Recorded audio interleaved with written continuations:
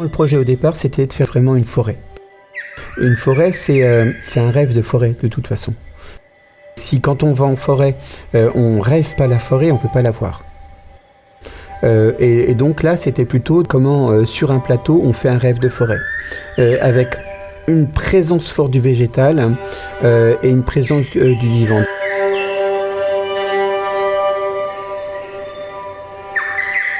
On s'est posé la question comment on va lier en fait une forme, une installation végétale, avec aussi de l'image. Et ces images-là, en fait, elles vont être prises en photo à la crèche de ces enfants et de le remettre en scène.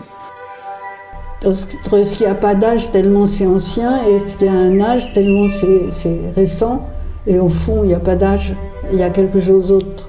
Et qui est du rapport des émotions traduites dans le visage des enfants. Le fait, la pertinence qu'ils ont d'être en découverte. Et j'aime ces expressions-là qui sont eux-mêmes sont absorbés par la réception du monde.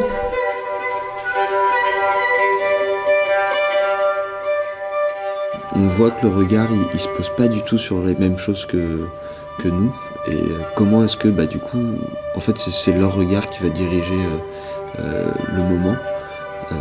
Bien sûr, là où je me place va diriger là où je sais où ils vont regarder. Donc c'est comment est-ce que moi je vais créer la vie là où eux voient juste un objet inanimé. On s'est positionné en tant que scénographe en se disant ah bah oui, on mesure combien? On mesure 40 cm et notre positionnement il est de voir où est-ce qu'on regarde. Donc c'est de reprendre une nouvelle lecture de la scénographie et de se dire qu'est-ce qu'on est, qui on est, quel est notre passif si on en a un, quelle est notre culture. Et on va reprendre un instant pour écouter la forêt. C'est quelque chose qui est assez génial dans le fait d'être metteur en scène. C'est comme quand on fait un jardin. C'est-à-dire que c'est un travail d'invisibilité. Ça, c'est une super leçon que m'a donné Guylain Roussel, qui a fait le Jardin des Merveilles avec nous. Il m'a montré que son travail, c'était qu'on ait le sentiment qu'il ait rien fait. Que les plantes, elles aient poussé toutes seules par magie à ces endroits-là, comme si elles le faisaient de leur propre mouvement. Alors qu'en fait, il y a un travail derrière d'un paysagiste qui cherche à comprendre intimement la nature. Et quand il met une plante à un endroit, il se demande à quel endroit elle aurait aimé être.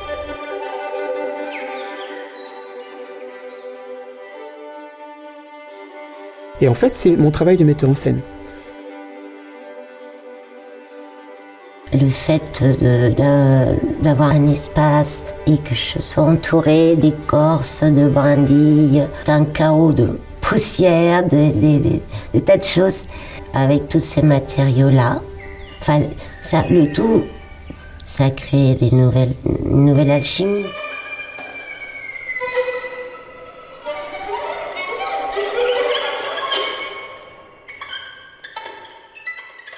Qu'un visage avec la peau d'enfant devienne de la pierre, je me dis, est-ce que j'ai le droit de faire ça? Est-ce que j'ai le droit de faire ça? J'étais très inquiète.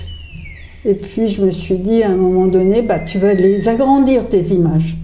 Affirme. Voilà. J'ai eu besoin de passer par ça en me disant, non, ça fait, qu'est-ce que je fais?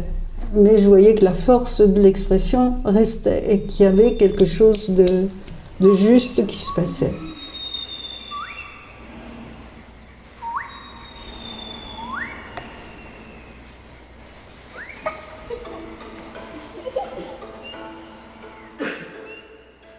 Qu'est-ce qu'on retrouve par exemple dans les médiations, comme dans la création de mes images, c'est un peu essayer de voir avec le rêve que j'ai pu avoir pour créer ces images. Et avec les enfants, ça va être un peu la même chose. Et comment j'arrive à créer un imaginaire et comment je m'approprie en fait la matière. À l'intérieur de moi. À l'intérieur de moi. J'ai toujours aimé les mousses, la terre, les lichens, les petits cailloux. J'aime bien quand ça se rencontre, et ça se rencontre un petit peu par hasard. Mais sauf qu'il faut être un petit peu avoir le temps de voir, d'écouter, de laisser venir.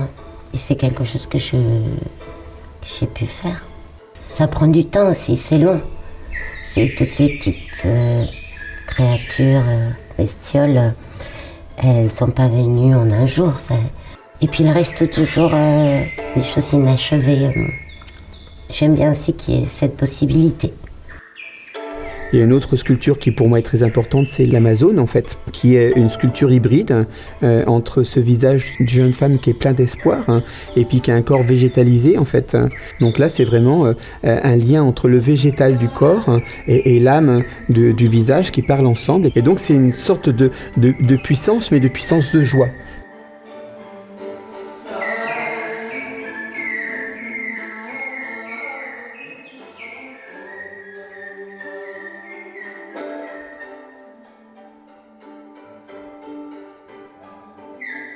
En ce moment, je travaille sur ces sculptures hybrides, qui sont des sculptures qui ne sont pas dans la tradition grecque, c'est-à-dire qui sont érigées, qui sont des érections sur des socles, mais qui sont des sculptures qui sont suspendues, qui volent, où je laisse une grande part de parole à la nature.